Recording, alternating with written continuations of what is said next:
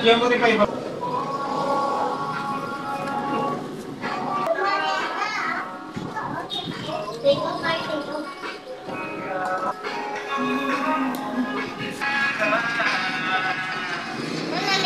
Yun, dahil nga sa init ng panahon, no, andito tayo sa trending na haro-haro. Haro-haro, ano nga to? Haro-haro, halo-halo na yellow pa lang, may flavor na. Okay? So, dito ito matatagpuan sa NHA Avenue sa tapat ng mismong arko ng Sitio Broadway. Okay? Makikita nyo yan dito, no? Haro-haro. So, check nyo na at special yung mga halo-halo nila dito. Morning, anong meron? Vlog tayo, vlog. Ano yung bestseller nyo? Ano yan? Magkano yung ganyan? Pwede ko bang video kung paano ginagawa? Bale, isang malaki nito. 149 at saka isang ano? Chichibuchi. Ano ba yan? Iba ba yan? Chichibuchi. Ay, wala. Basta chichibuchi. 85.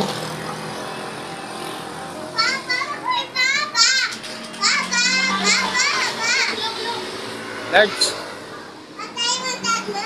At saka ano?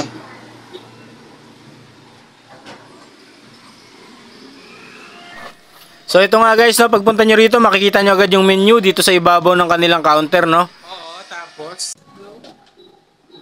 So ito na, no, tingnan natin yung mga ingredients nila dito sa halo-halo, no.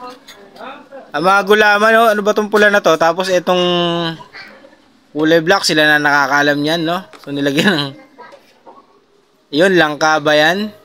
Okay. Special to, no. Eh, nakita mo ba yan? Pinahira niya na ng ube yung gilid ng baso, no? Siyempre para mukhang puno, pero ang sarap naman talaga ng ube na yan. Tapos, cheese ba to? Okay, cheese, no? Nilagyan na ng cheese. Tapos, dito niya na ilalabas ngayon yung guys, no? Yung sinasabi nila na yellow na may flavor, no? So, depende sa'yo. Nakita mo ba yung yellow na yan? Yung ginagadgad niya? May flavor na yan, guys, na cheese, no? Kaya yellow pa lang, talaga namang mai-enjoy mo na. Hindi mo na kailangan halu-haluin pa dahil halo-halo na nga yan. Okay, so yun, pinipil out niya na yung yellow dun sa mga sa mga ingredients na nilagay niya kanina. O ano ba tawag doon? Okay. Tapos ang toppings natin, nilagay niya sa gilid ng another ube uli. Ube, nilagay niya uli nung special something. Special something uli and yeah, okay, yung cheese na yun, no? Ano to? Ano yung nilagay niya na yan?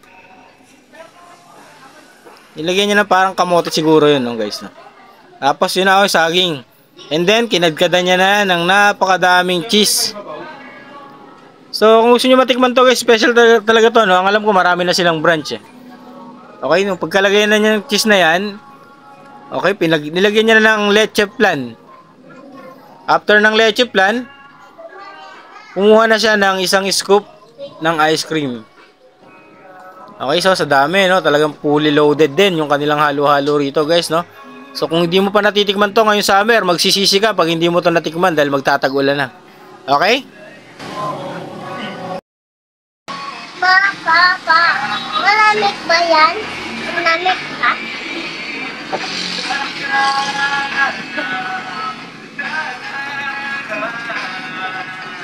Malamig? Meron ice cream, oh!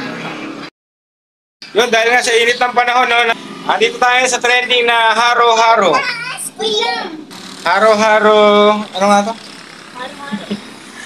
Haro-haro, halo-halo na yellow pa lang, may flavor na. Okay? So, dito ito matatagpuan sa NHA Avenue sa tapat ng mismong arko ng Sitio Broadway. Okay? Makikita nyo yan dito, no? Haro-haro. So, check nyo na at special yung mga halo-halo nila dito. Mer, itikman natin yan. So, tikman natin guys yung yung haro-haro special halo-halo, no? Na ang yellow ay mismong may flavor na, no? So, nakita nyo naman yung flavors niya at mga toppings. So, ito yung nasa ibabaw niya, leche flan ba to? Leche plan.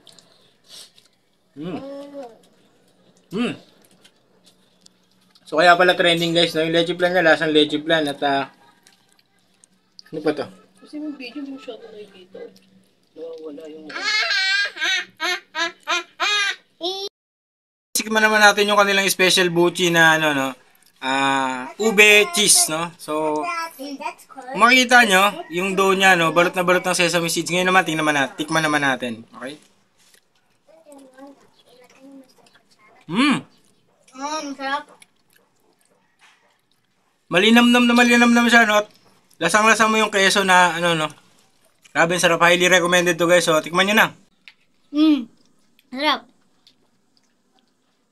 Lasang-lasa yung pagka-ubo tsaka cheese niya. Ang sarap. Sana. Ang sarap, guys. Sarap, guys.